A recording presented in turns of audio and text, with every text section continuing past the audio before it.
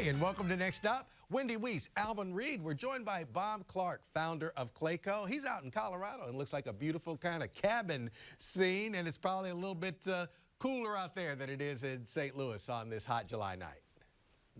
Yeah, it's very nice here. Yeah, the log cabin I'm in is actually from Marys County, Missouri. Wow. I disassembled it and brought it up here, and my dad was born in a log cabin, and so it's kind of a nostalgic thing for me to be in it. Right. Well, cool. All right. Well, you know, it's cooler there, but Bob, last time you were a guest on the show, you were kind of fired up about St. Louis and where we were kind of headed in the future. It's been a little bit since then. What are your thoughts? And we'll get into some specifics as we go along, but just in general, what are your thoughts and where St. Louis is now as opposed to, I guess it's maybe been about a year because it was the quintet. It was all five of us, I guess. That's right. We were on that show. Yeah. So, all right. So where are you at now? Well, like always, you know, I'm a optimist, you know, that like Madeleine Albright worries a lot. So I do keep a positive frame of mind, and there's a lot to be positive of in St. Louis. You know, there's a lot of good news. There are things that are happening that are positive. Some developments have done really well. You have developers, you know, you have Steve Smith, you have Phil Hulse with Green Street, you have CRG at Clayco, and very active development scene. I think there's some, obviously there's some negative issues in the city. I just don't think the city has quite gotten their footing yet and get their strategy. I don't know what their strategy is really. And I think for city to do well, you got to have a strategy. Everybody has to know what it is. The civic community, the political leaders have to be pulling in the right direction. And I don't see that yet. It's still early in the new administration, so maybe give it some time. But, you know, we have to deal with safety. We have to deal with crime, the schools. You know, you're just going to continue to see people flee the market to greener pastures, to St. Charles, to St. Peter's, to Chesterfield. And right now the city's doing a good job of marketing for those areas. And they need to turn that around. They need a real turnaround there. Just a point of clarification, Bob. Are you talking about the mayor's desire to tie development to basically assisting in areas that, you know, heretofore have been overlooked or ignored? I think they're picking winners and losers as opposed to having a cohesive strategy like you see in Cincinnati or Kansas City, where you create actual districts, you create a level playing field, you set a high level of expectations so developers know what is happening. And in return, you know, there has to be transparency in the subsidy process and the TIF process. It's not clear to me that people in the political arena right now are willing to talk about TIFs and subsidies because it's kind of toxic, mostly because of just pure ignorance, in my opinion.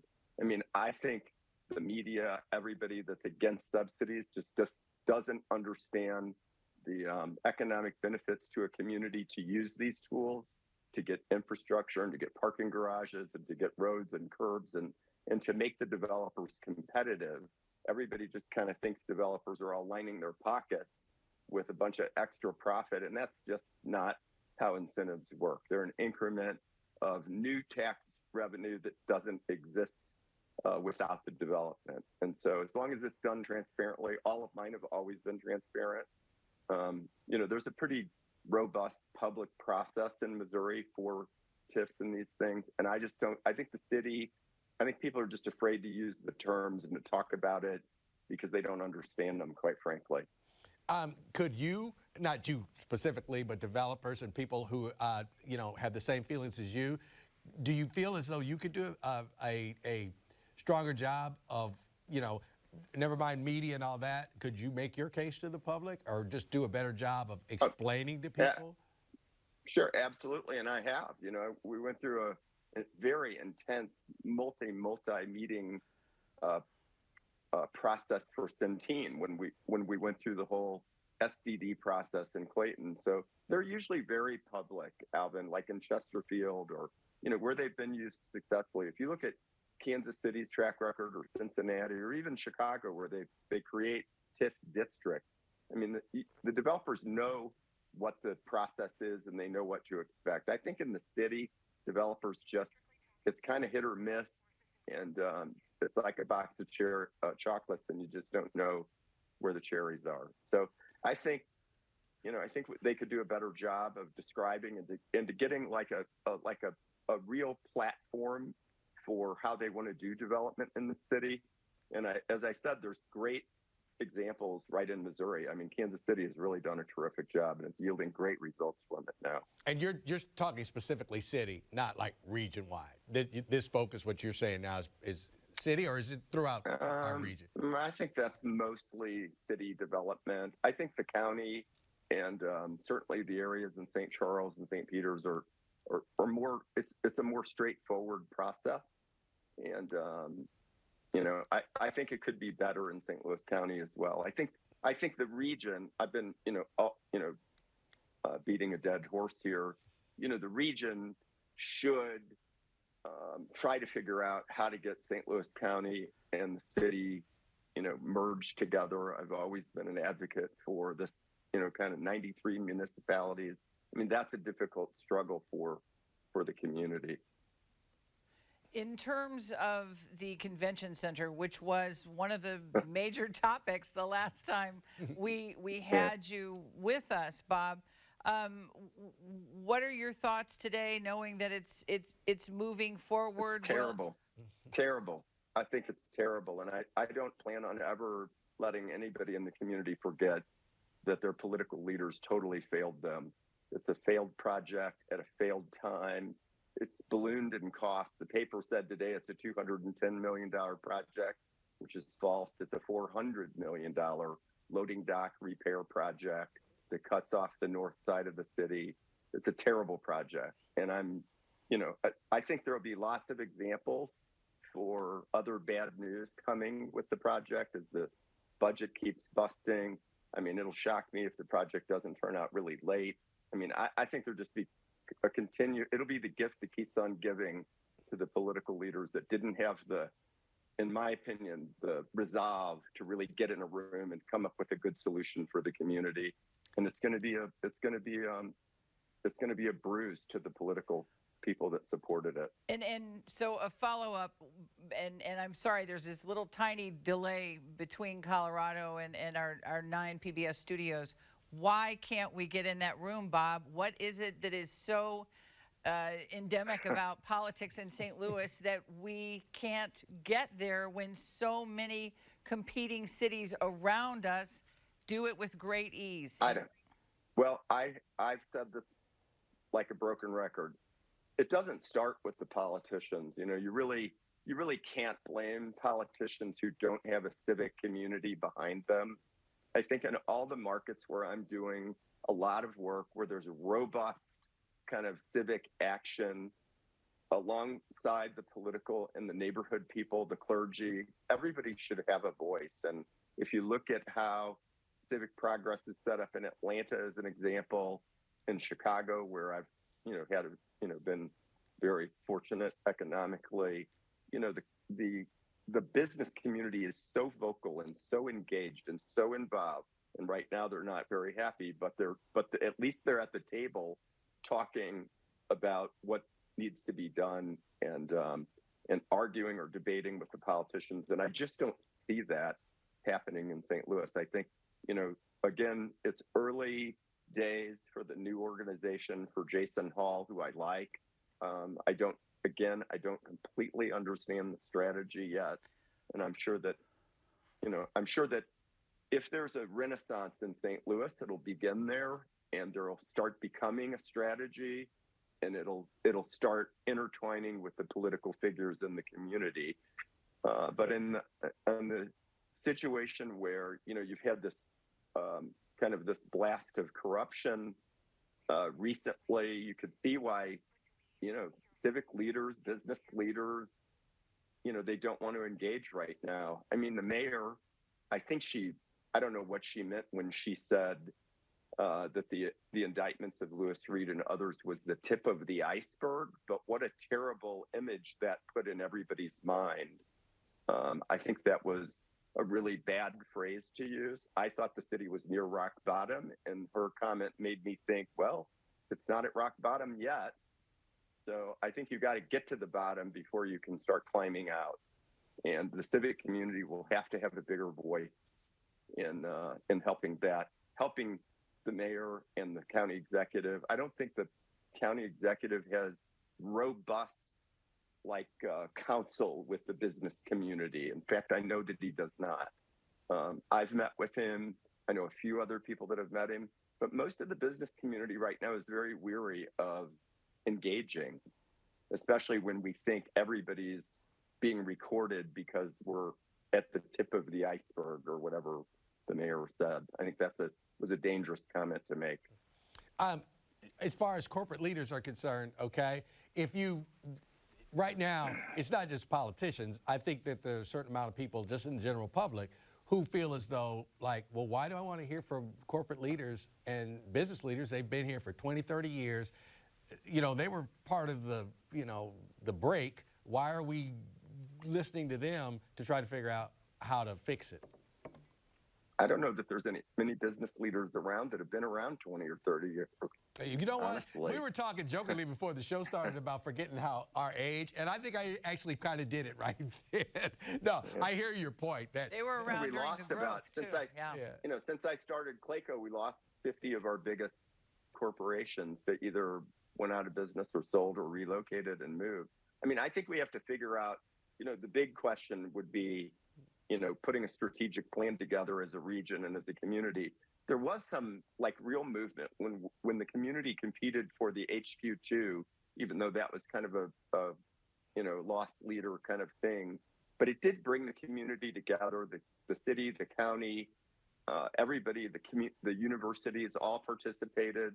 I've urged people to go back and look at the kind of magic that was created in the Amazon proposal that showed what a real regional proposal could look like. Mark Kern came over to the meetings, and we all got excited, and I was kind of like, wow, this is a breakthrough that the business community, the universities, the political people, we're all in the same room. We can't do anything until we can start setting a table with all of those people, and I don't see that happening today. I don't see that being convened. And how do you right now we're just moving chess pieces around on a board in St. Louis. It's a zero-sum game. If somebody has a really successful project in Clayton, it's at the city's expense. If somebody has a really successful project in the city, it's at some other area in the city's expense. We're not bringing in new businesses. We're not, every city that I'm working in has an engine where they're trying to compete for business relocations into their community. I don't know where that resides in St. Louis, and I don't know where they would begin to compete with us. Say Caterpillar was going to move to Texas. How would you I'm just using Caterpillar as an example.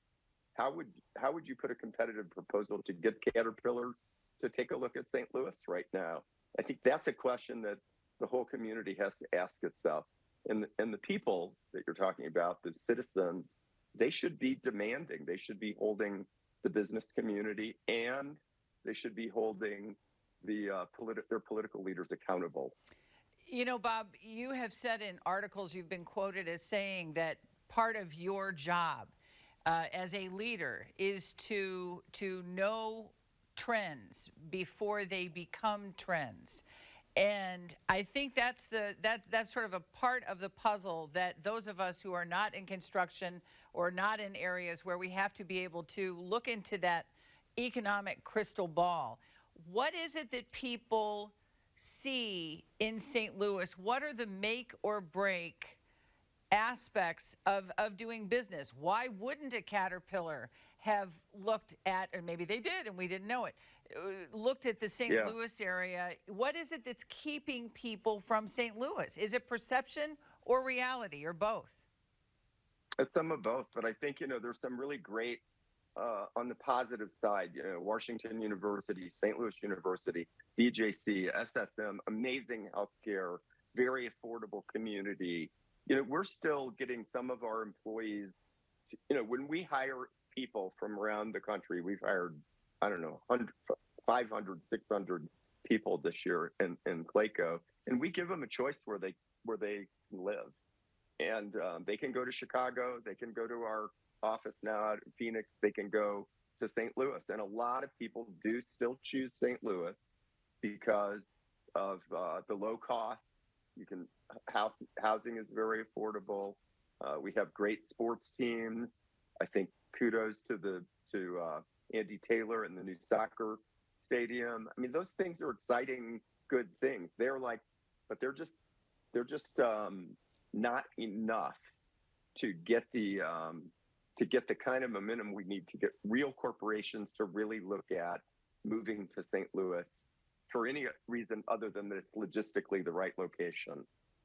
Okay, I want to go back to a point you made early, and it's in that I think one of the problems that we do have in attracting businesses and people is the school district, okay, in the city. Mm-hmm. And all right, now, many people have tried to address this, and could the corporate community work together with politicians and with the community to just turn it around once and for all? Or does it have to be more organic than that? Very frequently at Clayco, we do a SWOT analysis. We do just a basic strategic planning. I mean, the difference between, I think Clayco and our competitors, at least the competitors that we're regularly beating, is that we have an unbelievable strategic plan, and everybody in the company knows what it is. And we've created a culture of transparency and open book company, and everybody in the organization knows what our strategy and our plan is, and we're vocal. They hear from their leaders in the company what our plan is. That's required for any major city or community. So again, it gets back to, I don't know who would convene this, who would lead this effort, but bringing the business community together with the political leadership, and you have to bring in neighborhoods. You have to bring in neighborhood leaders. You have to bring in people from the Black churches on the north side. They have to have their voice heard. And that is happening around the country in other civic operations and in strategic planning processes. And again, I just don't know. I mean, can you imagine a scenario where a meeting like that would even happen? Where would you have it? Would you have it in the city, or would you have it in the county? Would you have it at Washington University, or would you have it at UMSL? I mean, I can't even start envisioning, where would this begin? But if it doesn't begin, there won't be a beginning. In terms of labor, what about construction labor shortages? How are you at Clayco? How are you able to? I know that retention is important to you, diversity is important to you. What are other ways that you keep your labor force stabilized? Yeah, we have great labor in St. Louis. This is another highly positive thing for the community. It's thought of as a union town, but it's a highly productive union town compared to other places, compared to Chicago. Our costs are lower. The unions have been able to attract pretty close to what the kind of necessary amount of labor is to the market. We haven't had tremendous labor shortages in the St. Louis area. In fact, I mean, Clayco's been very blessed. We haven't really seen huge labor shortages anywhere we are. Maybe in Phoenix, we're having some concrete shortages and stuff like that. But for the most part, we've been able to deliver. But this is a bright, shining spot for St. Louis, too, is that our labor market is pretty decent. It's getting better and more diversified. We still have work to do. But, St. Louis is way ahead on the diversity front than Chicago is, as an example. Wow. Believe it or not. Chicago's in a terrible situation in terms of the diversity in the crafts. But they're working on it. They're making strides, but they have to get their union halls back in their city. Years ago, when Daley was the mayor, all the unions moved their apprenticeship halls way out of the city. So it's very difficult for underprivileged people or people that are coming into the labor market to get to the apprenticeship halls, and that's not the case in St. Louis. So we are making good strides in St. Louis. That's interesting. I had no idea. That's interesting. So we've talked We about. we also have an incredibly highly educated group of graduates coming out of some great universities in St. Louis. The problem is they're leaving. Okay. That's the problem. You sent an email company-wide earlier this week, I believe, perhaps last week, and you were emphasizing, affirming a woman's right to choose in your mind, and that Clayco would pay to support women's health issues. And what I thought was so interesting, you said it's always dangerous to take a political position, but you said, but for me, I don't care. Were you like this before the pandemic, Bob, or is there? Yeah. I mean, is this something that has evolved? And specifically speak to what you believe is a threat to women in the workplace.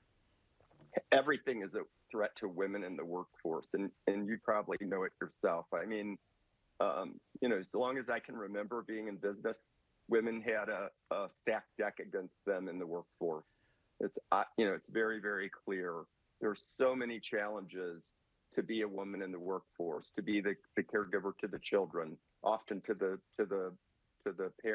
parents and the in-laws, and so they're raising kids. They have to deal with the child care. So frequently, the man doesn't participate. Although we're seeing a lot of movement in that direction now, and at Clayco, we're trying to be very supportive of that. But I think this is just another kind of way to knock women down, and I've just seen it myself. And I had sent an email out a week before because it was International Engineering Women's Day. I didn't know there was one, but I'm glad there is one. And I sent an email out and just said, "Hey, I want to hear from my women in my company. How's it going?" And I got hundreds of emails. And we have 125 women architects in the company, and we have about 50 now, people in the construction side of the engineering, and that's a lot. That's 20 years ago, you'd go to these engineering schools, there were no women in the classes. Today, the classes are much more robust. Some of them are 50-50. And those women are now graduating, and they are coming into the workforce, not just at Clayco, but many of our competitors are doing a good job in this front too. But they just have so many challenges, and the bias in the industry. And so to have the Supreme Court, kind of knock women just back another step. And I also don't think that's good for the state of Missouri, because again, it's another check against a corporation relocating to Missouri versus, a blue state right now.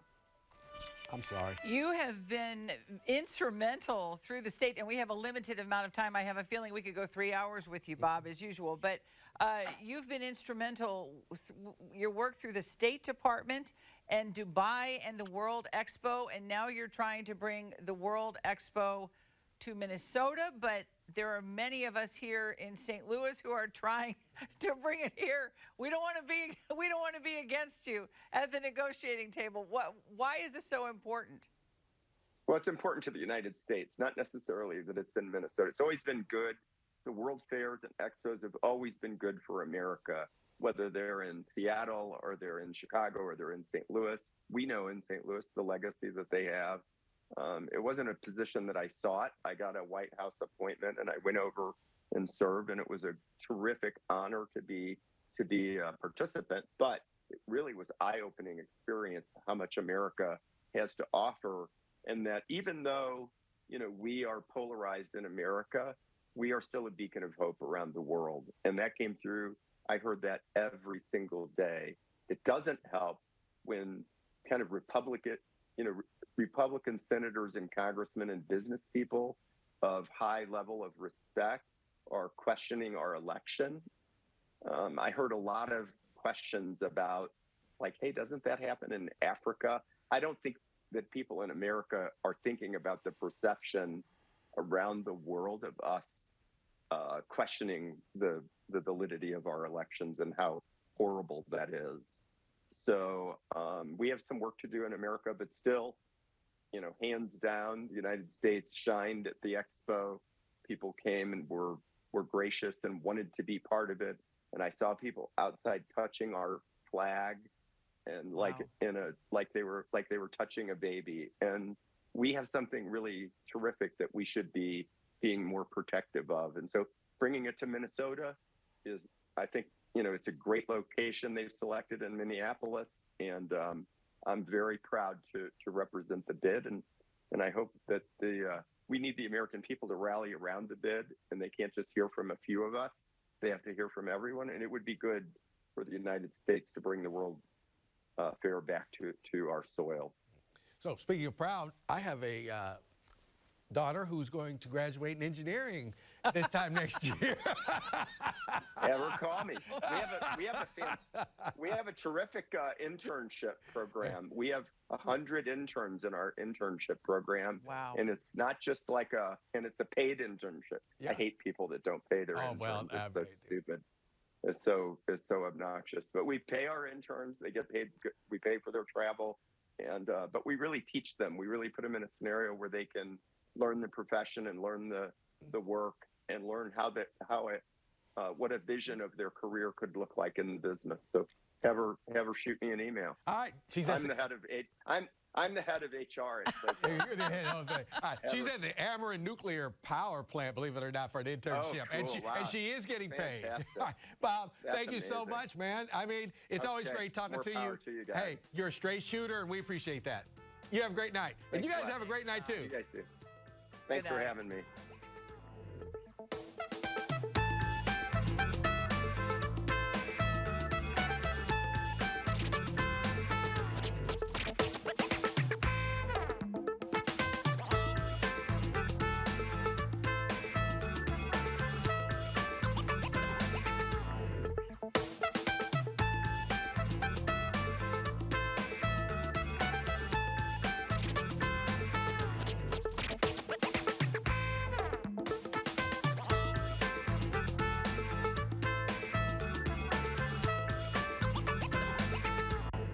Donnybrook is made possible by the support of the Betsy and Thomas Patterson Foundation and the members of 9PBS.